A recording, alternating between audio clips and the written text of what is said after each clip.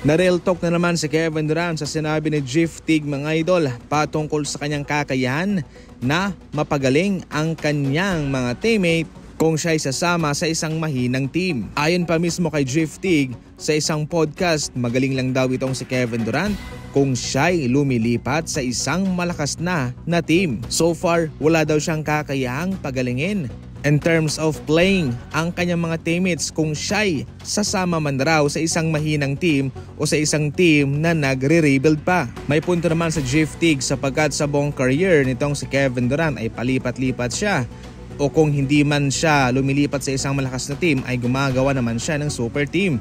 Ang kanyang unang paglipat ay sa Golden State Warriors. Pagkatapos na ito ay magkampiyon, ito ay kanyang sinundan. Ang isang team niya meron lang Draymond Green, Stephen Curry, Klay Thompson na sa mga panahong iyon ay papaangat pa. Pagkatapos noon, nang makuha niya na ang kanyang dalawang kampyonato ay umalis naman siya at pumunta sa Brooklyn Nets. Doon bumuo siya ng super team kasama sina James Harden and Kyrie Irving.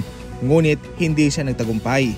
Lumipat naman siya sa Phoenix Suns at gumawa ng super team doon kasama sa Devin Booker at si Bradley Beal, pero pumalpak ulit. Ngayon, iniba ni Kevin Durant ang kanyang proseso. Hindi na siya gumagawa ng mga bagay katulad ng kanyang ginawa sa mga nagdaang team niya na pumunta sa isang team na mayroong mga veterano o kukuha pa lang.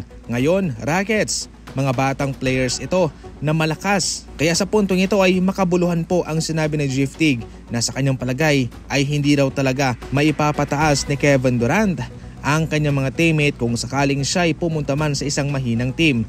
Gayong ang mga team na kanyang pinupuntahan ay malakas na.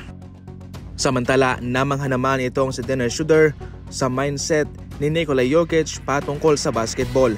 Kung yung ibang mga manlalaro ay first priority ang basketball o ang NBA, kay Nikola Jokic daw ito'y third option lamang o third sa kanyang mga priority. Kung yung ibang mga malalaro ay todo workout, nag-gym, nagbubuhat, itong si Nikola Jokic, kalmado lamang. Kung mapapansin nyo sa kanyang katawan, hindi siya batak, mataba siya, pero solido naman ang kanyang naibibigay na impact sa loob ng court para matulungan ang kanyang kupunan na manalo. Sa nagdaang buwan, sinabi mismo ni Nikola Jokic na pinag-iisipan niyang araw magretiro na lang sa paglalaro ng basketball.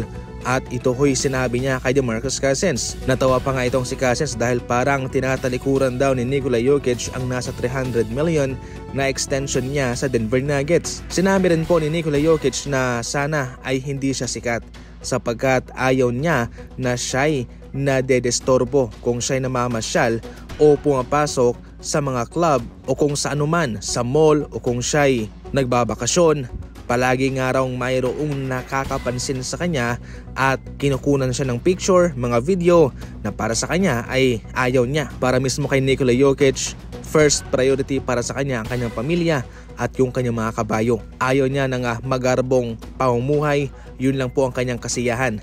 Ayon pa nga sa iba ay mas masaya pa raw itong si Nikola Jokic nung nanalo ang kanyang kabayo kumpara sa manalo ng kampyonato sa NBA.